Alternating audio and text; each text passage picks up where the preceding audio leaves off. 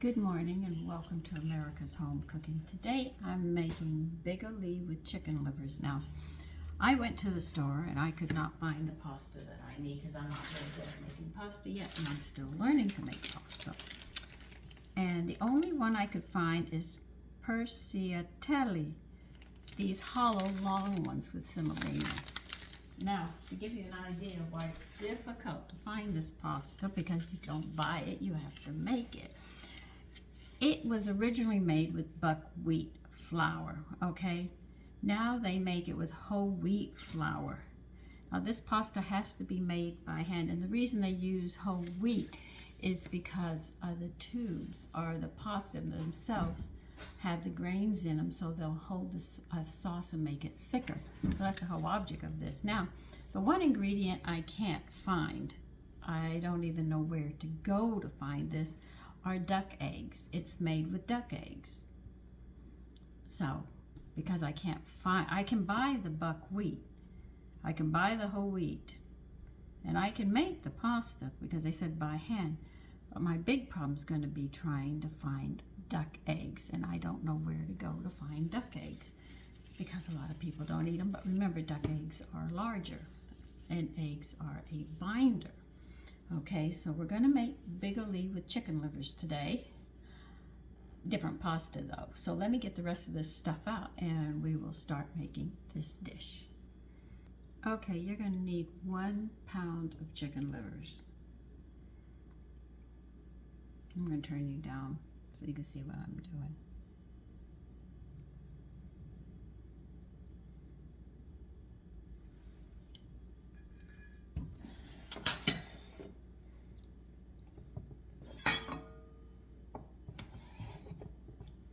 Cutting all of this off.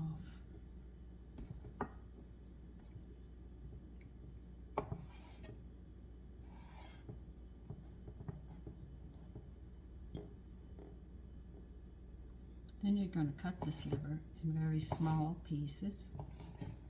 They don't tell you how small. I'm sorry. That's something you're just going to have to judge for yourself.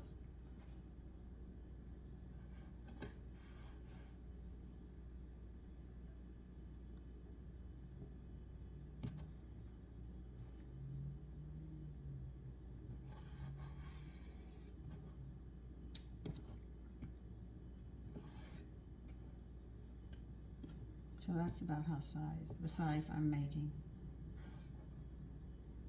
is about this size. And put it in a bowl to the side.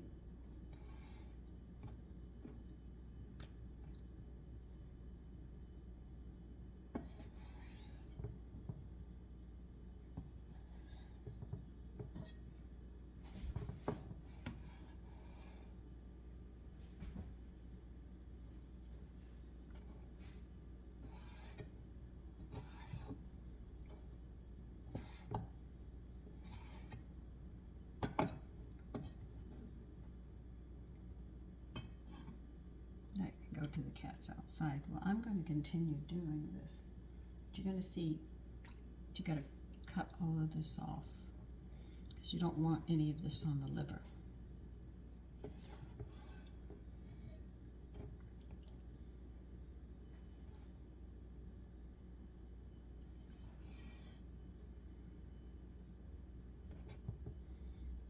Like I told you, liver is very good for you. Everybody screams about liver. I don't like it. Well, I didn't like liver either for a long time. Believe you me. Having it served as shoe leather is not something that somebody likes to eat.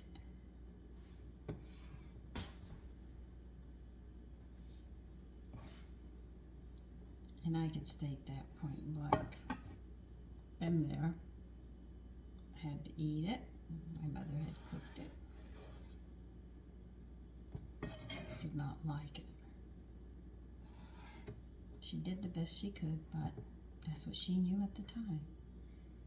My mother didn't go to cooking school and she didn't learn under a chef. She had a cookbook and she had to learn that way. So she just mimicked dishes people gave her and stuff. I give her A for effort that she tried. I can't condemn her for not trying, because she did try a lot.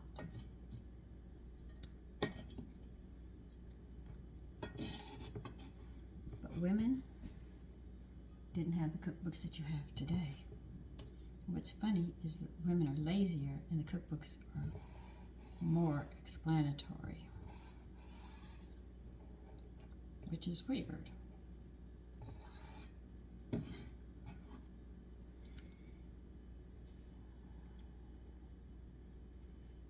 So I'm going to continue, and I'll see you as soon as I get done doing this. Okay, you're going to need an onion, finely chopped.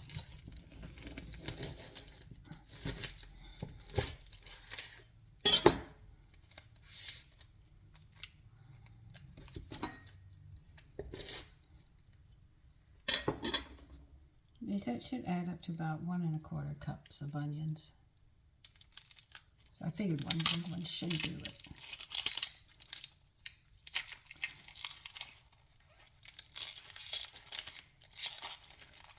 If it's not, I'll just add more.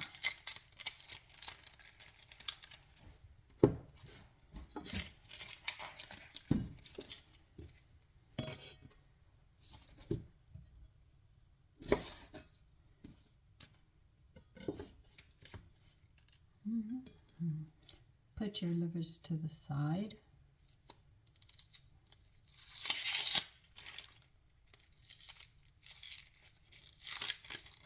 And when you take the skin off, the next ring of onion it's drying out. Take it off because it's going to be tough, and then your dish won't be as nice as you want it to be.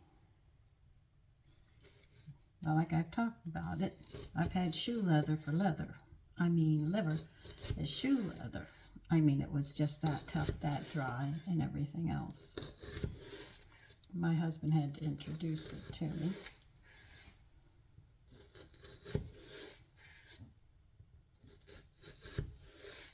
The first sandwich that I had that was liverwurst with onion with mustard on whole wheat. And I enjoyed it. He knew I liked whole wheat bread, so he figured, I think, was conning me to get me into trying it, but it was really nice. And then he said, why do you hate it so much? And I told him, you could wear the leather. I mean, you could wear the liver as leather for your shoes. I mean, women would cook it for so long.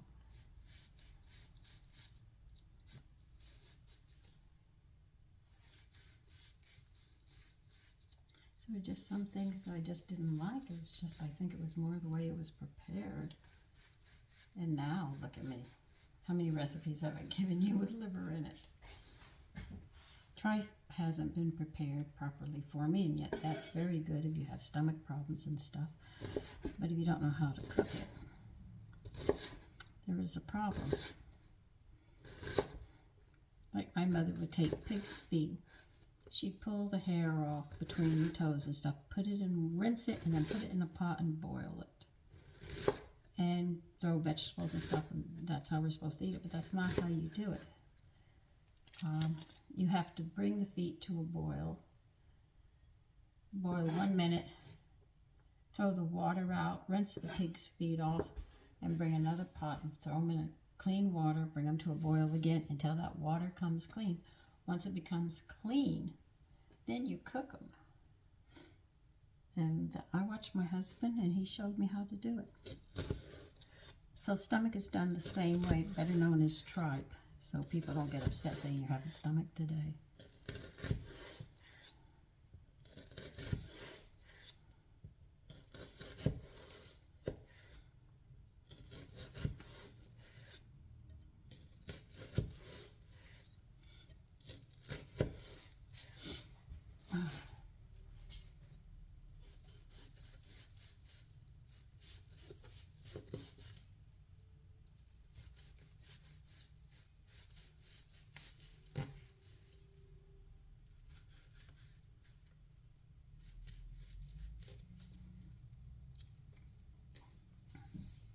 You see the onions already diced in some areas. It starts falling apart.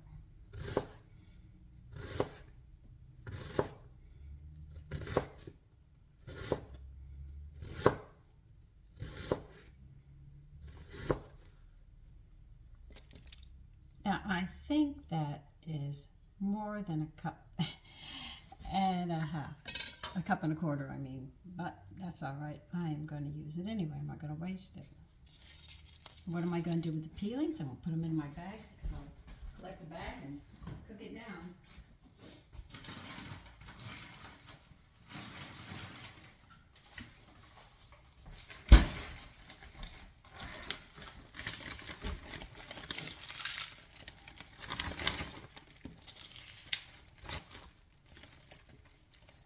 Things like this actually help fortify your food up. And you don't have to go and buy stocks. They're right there. You don't have to can it. If you want to can it. Or if you just want to make a jar and put it in the refrigerator and use it, you can. But it's right there.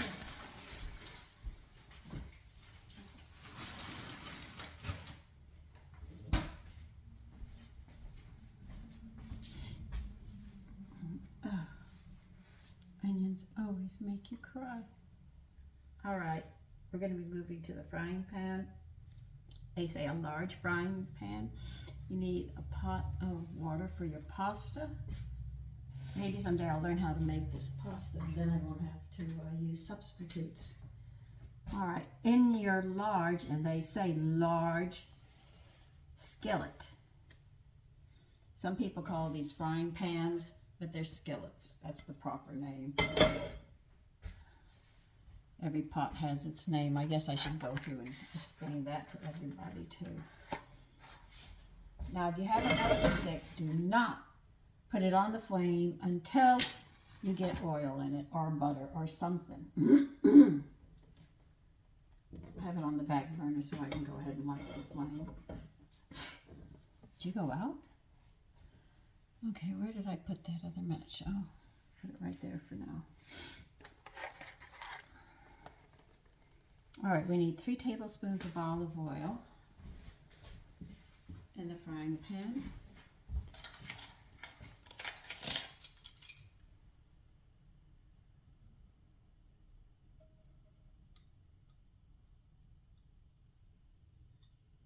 They recommend using olive oil, but I am using my all blend that I make. I like my all blend very much. It works very well for me, so I use it. If you want that recipe when I go to make it again, I will sit there and give it to you. A woman said that she'd like to be able to make these things, so I'll probably do videos on how to make these things. So as you watch me, you'll see me making things. You also need 3 tablespoons of butter added in with the olive oil into your large skillet. And they want the heat over medium heat.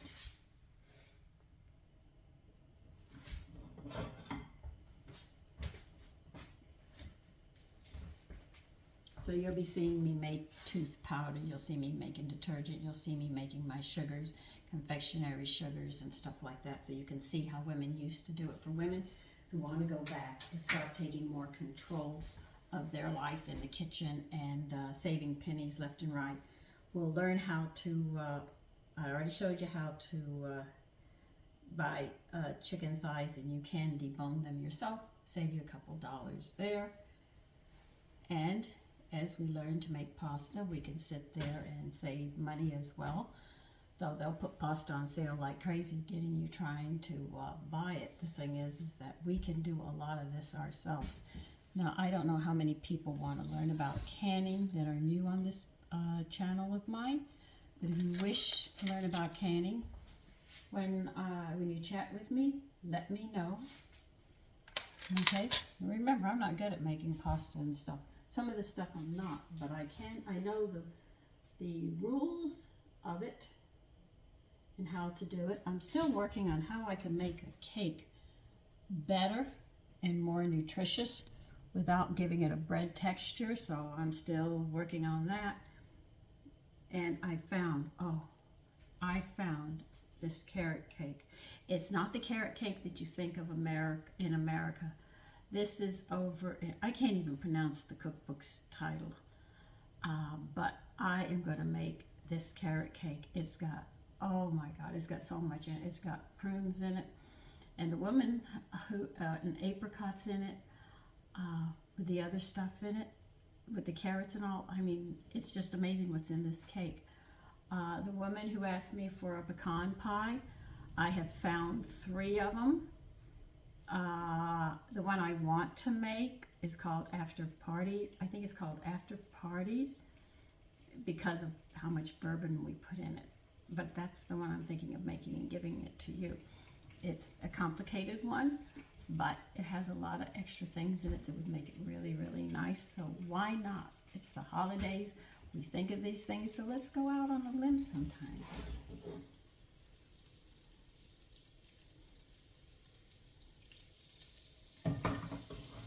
So I'm like that. I'll try things like that and go out on a limb, as I say. I almost got discouraged with that pumpkin pie. Better lie to you on that one. I was getting a little discouraged. I said, how many days is this going to take? It finally came down to it, and it came out beautifully. It's gone. It was gone in 2 days. I mean, we would have eaten it in 1 day if I didn't stop everybody. I even put things on myself. How many bay leaves? You want 2 bay leaves? Yeah, this should cover my bay leaf leafing. Yeah. 1, 2, 3, yeah.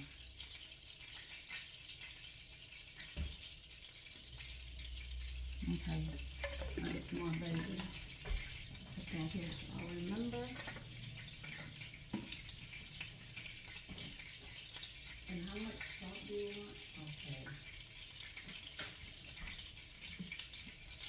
I'm going to bring you over. I'm just putting some stuff together first.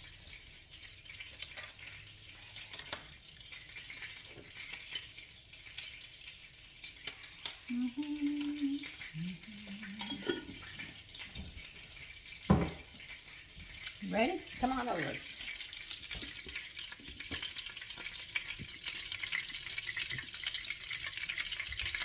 So put the onion in.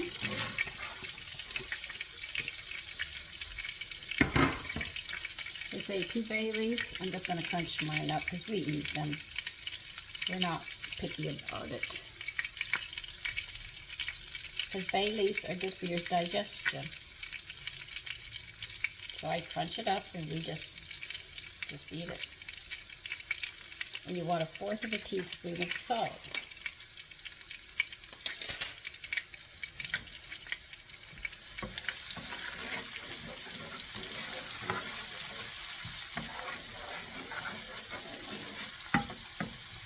Now I put some stock into the water here for the pasta that we're going to cook.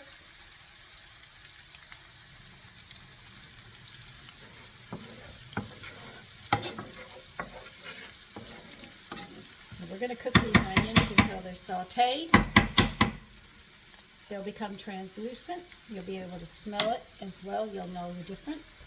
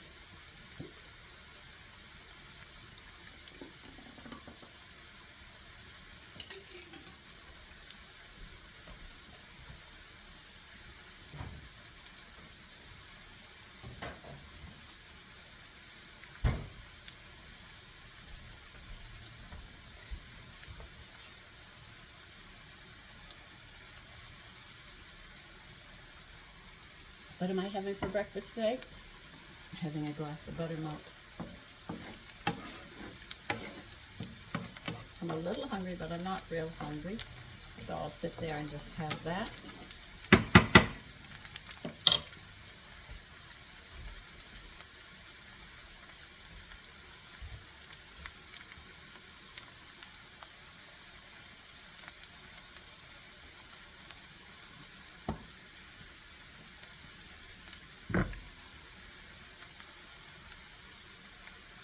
I like the smell of the bay leaf with the onion.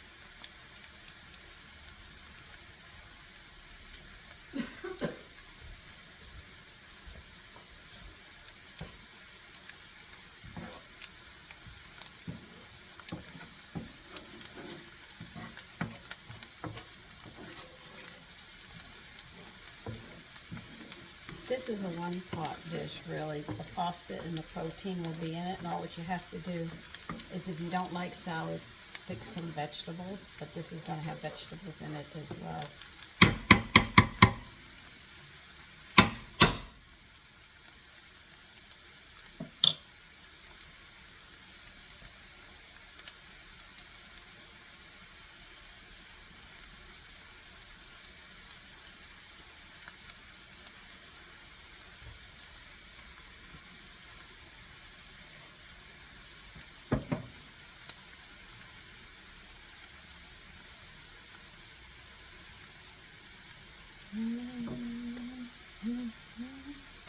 You're going to put your liver in, all your little liver pieces that you chopped up.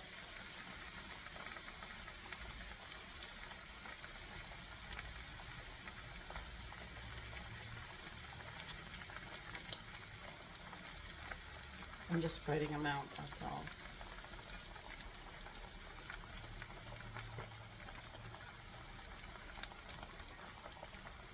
You can just imagine how much protein's in this.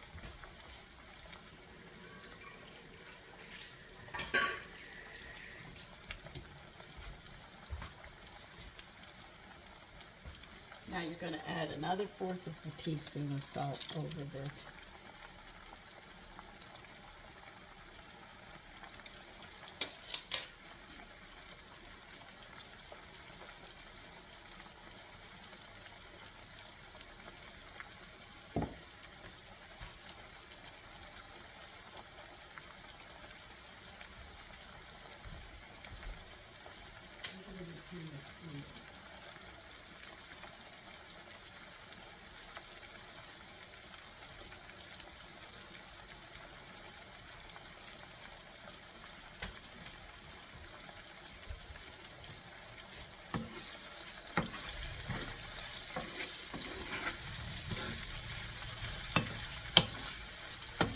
See, I have to buy the buckwheat. I just don't know where I'm going to get the duck eggs. That's my problem.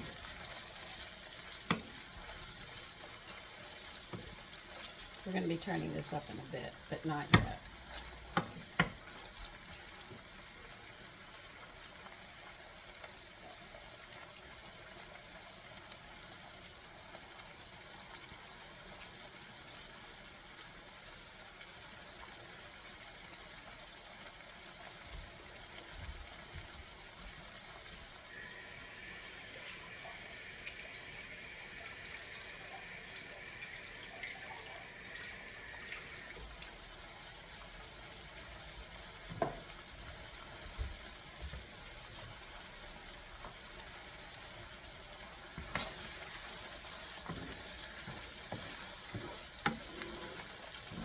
Now that I have a coffee substitute, I have a coffee cookbook that I told you I didn't think I was ever going to use because I can't have coffee. But now that I have a coffee substitute, I'm going to show you how to make different coffees. So we're going to have fun from one end of this country to another. Though I can't use, I've got to see how many different kinds of blends of coffee I can get. At least we're going to be able to do it. Because I keep looking at that cookbook and I said, you know, I can't drink coffee. I'll never be able to use this cookbook. Never in a million years. And then I found the coffee substitute. But remember, if you're using mushroom coffee, they spray the mushroom with coffee. So you still get that caffeine. If you have to stay away from it, you have to get Teeccino, Teeccino. They have coffee, caffeine, and gluten-free, if you wish to know.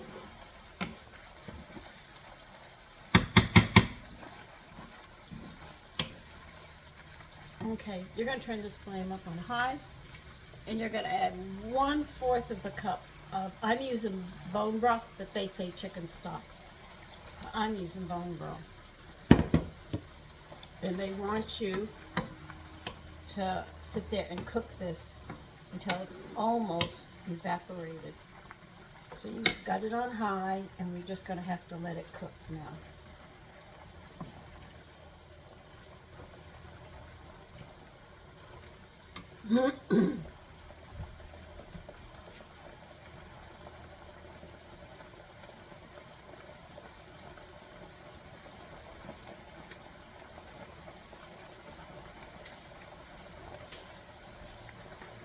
They want you to stir it around while they do it, and get a tablespoon of tomato paste ready. You're going to need it.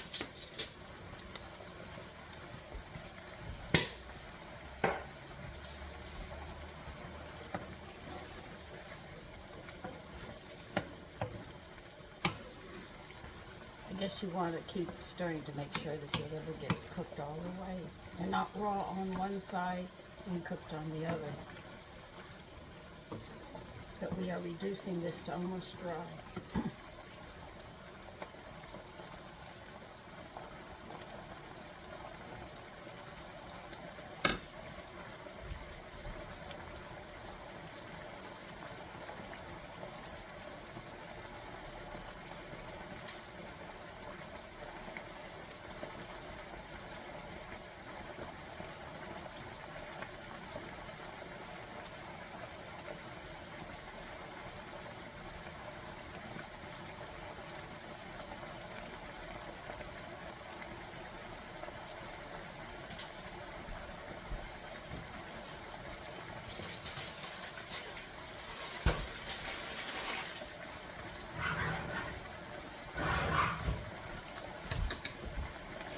I know, I'm supposed to stir it around, sorry. I'm getting the frozen peas out.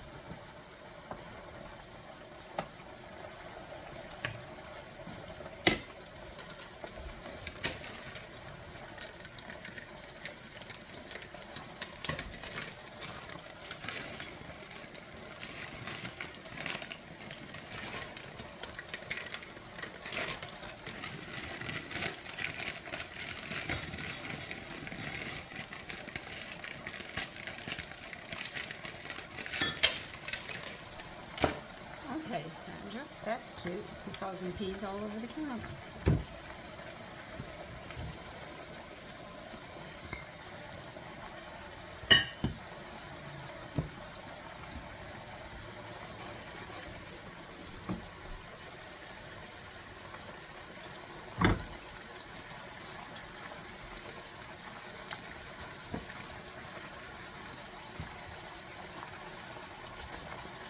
I wonder if boys still play marbles.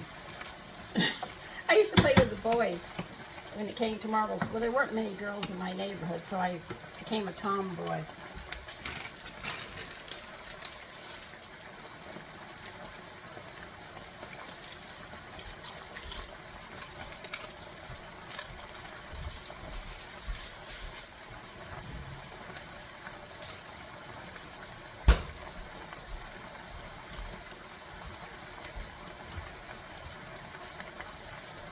And as maybe personnel came moving into the neighborhood, then there were girls. Then I got girlfriends. And they didn't play football and basketball and stuff. They had tea parties. I used to have two parties by myself. I set all my dolls up, and I would have a tea party.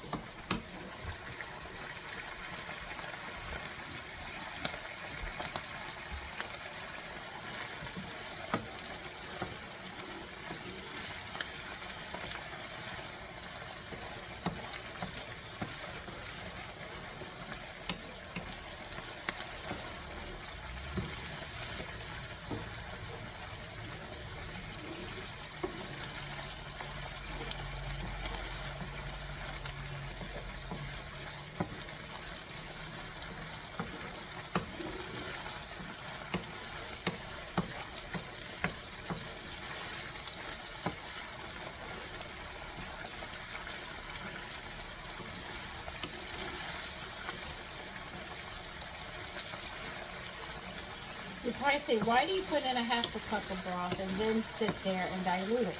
You're actually cooking it in the flavor into the liver. Believe it or not. As it evaporates, the liver's absorbing that fluid in as well. It becomes concentrated.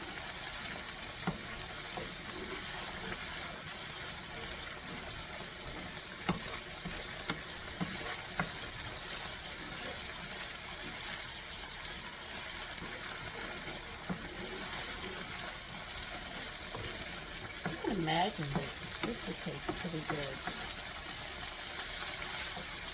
Almost.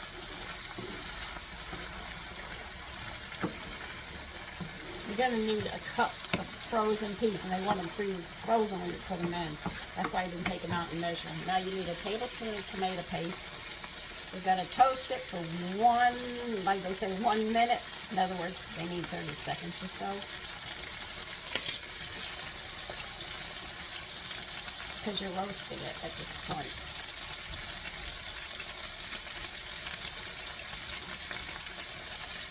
Okay, then we're going to mix it in with this.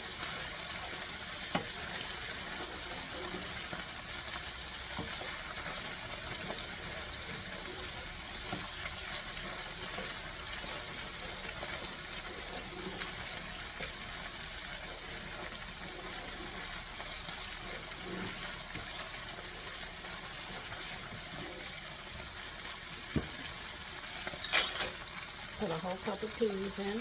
Frozen peas.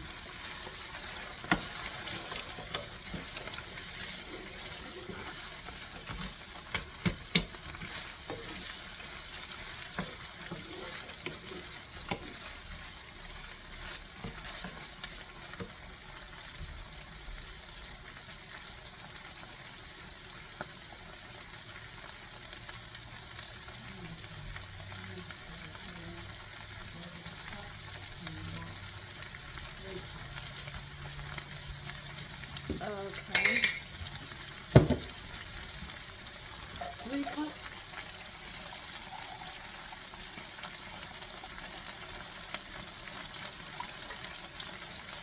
Okay, I'm going to use a vegetable stock and bone broth.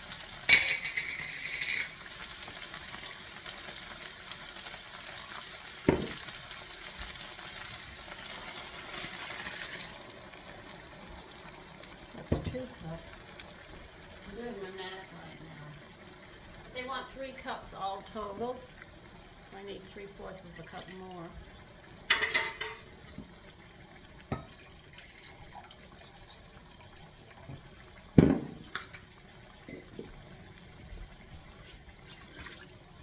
Okay.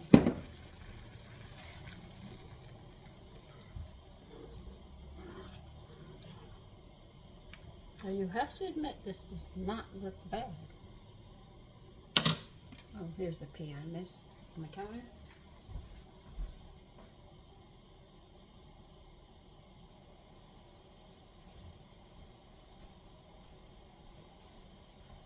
Alright, we have to add a half a teaspoon of salt in. And be generous, and that's exactly what it reads, be generous with the black pepper.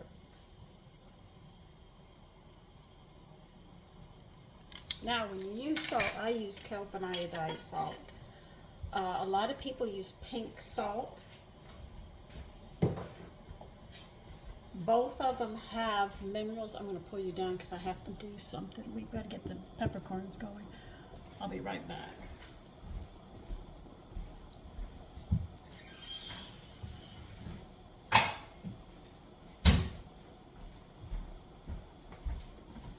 Pink salt and kelp have minerals and other things in, and they probably, I know kelp has a high iodine content, much higher than iodized salt.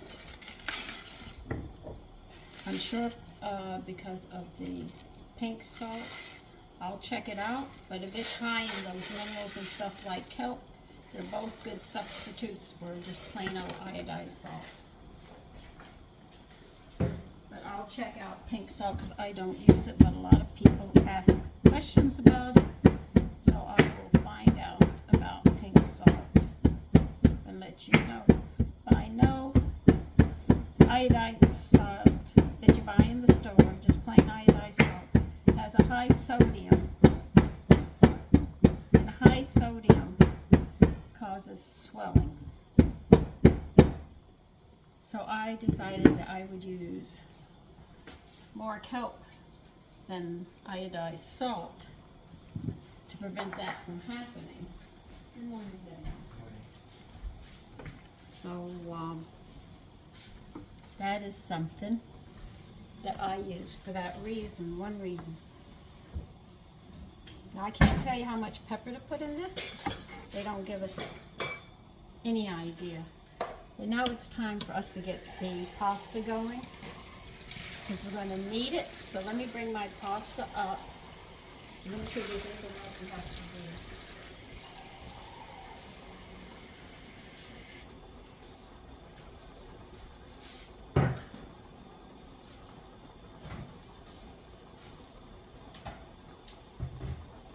Okay, this is coming to a boil now. What you have to do is turn it down, have it still boiling, but not on high, and we've got to reduce it to till it gets thick. So we'll leave the lid off, and this is what we're going to do. Right now, I have to get that pasta going, because I'm going to need it, like you. If you make this dish, put into this when we get this part done. So reduce it and get it thick, and I'll be back. Okay, you need about 1/3 of a cup of chopped parsley.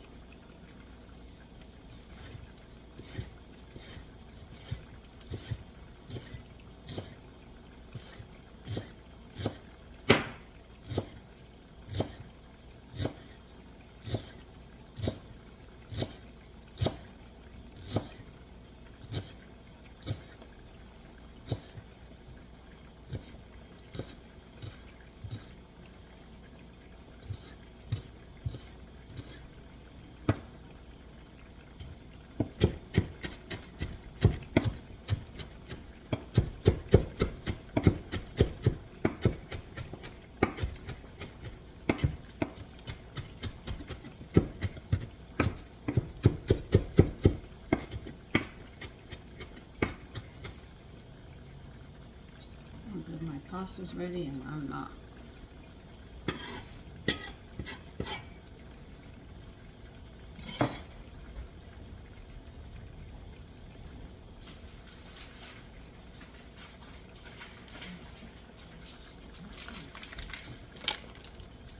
Remember, I don't have the right pasta, but I'm using what I can find until I learn to make it.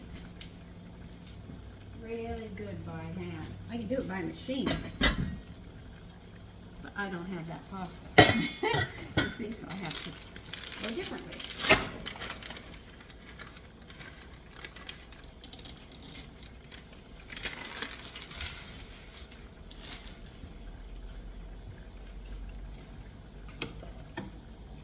Okay, come on into water.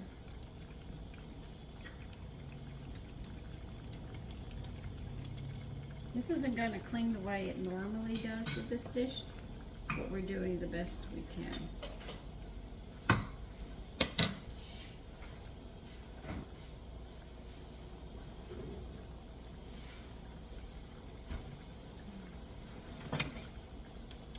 Come on, get down.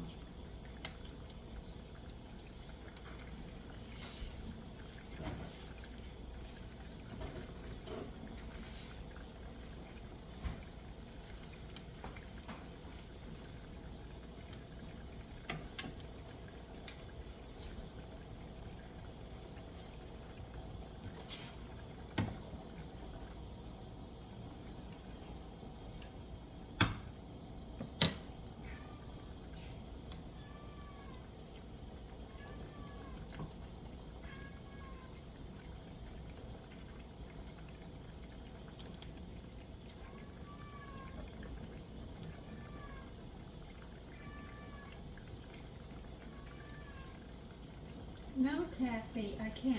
I'm sorry.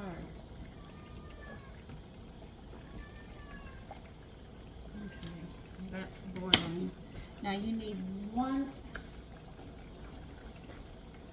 cup of grated cheese.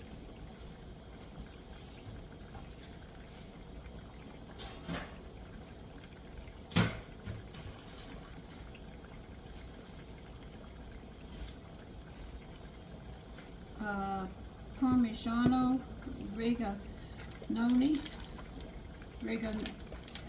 Yeah, well, that's the best I'm going to say on that. My husband was here, he pronounced it perfectly. He said, how could you be Italian and not? And I said, because my father wouldn't have Italian spoken in the house.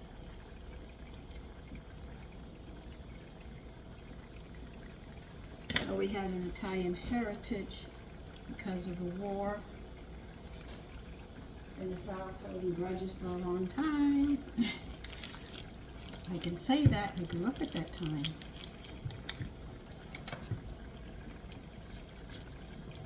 And you're going to need a whole cup of cheese and more.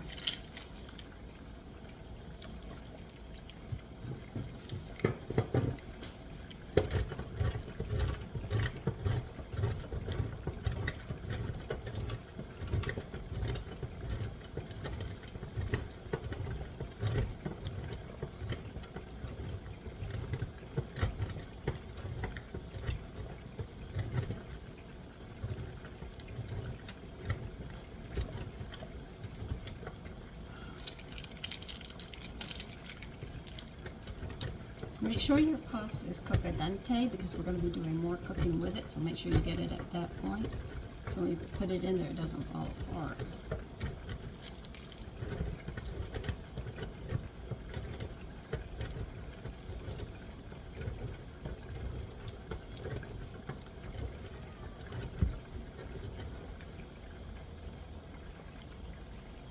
That's about a cup. And we're going to use more anyway.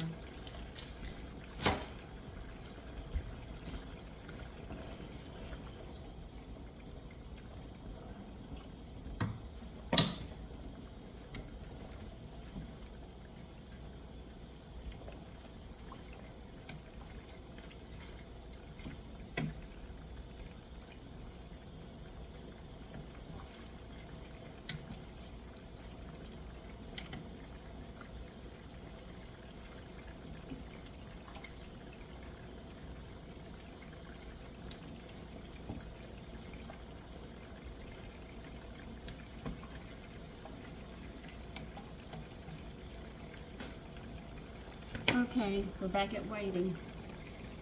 Okay, it's not quite al dente, but close to it.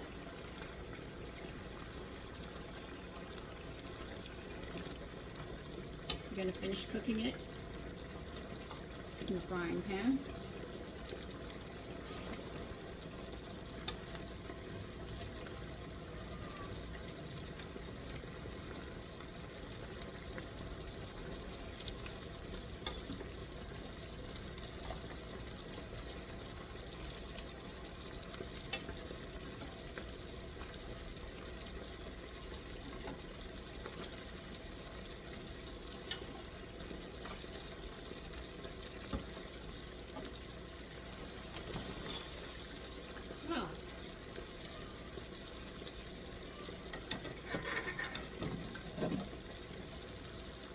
I can't pull those up. I'm not going to try. I'll get myself burnt.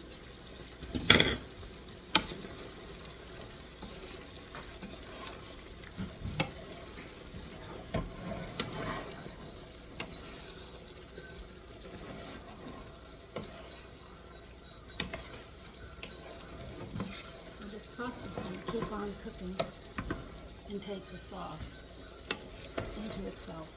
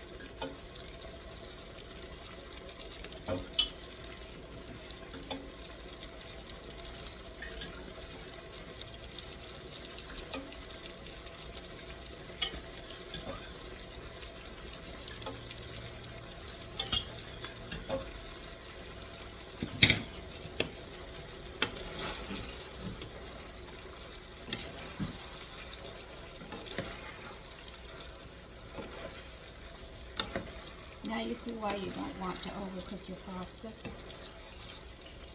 It's going to absorb this moisture.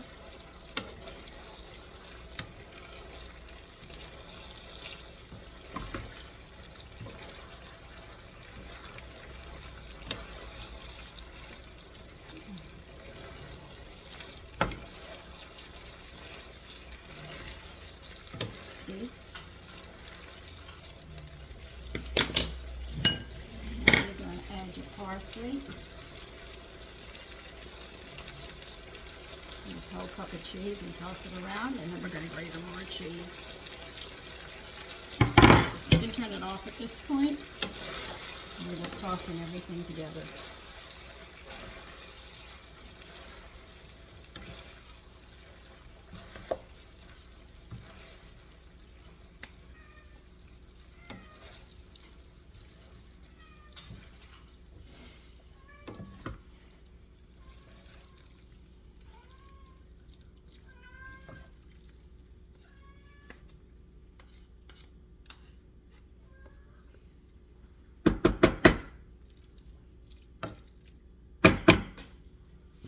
Let's get the platter and set it.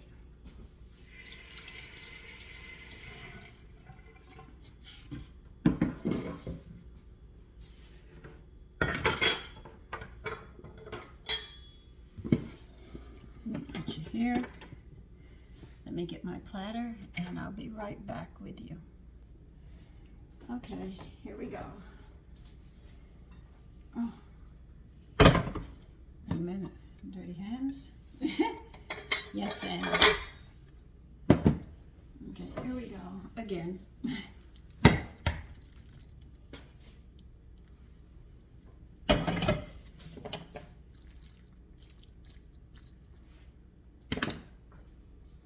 Get your cutting board.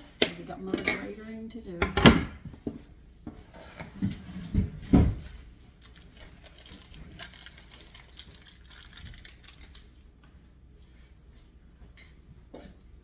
Taffy.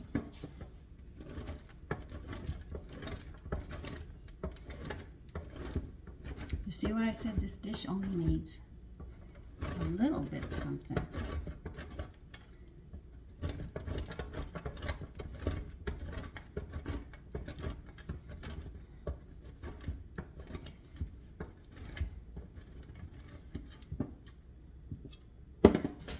Okay, let me turn you here. Turn you down. You have it here.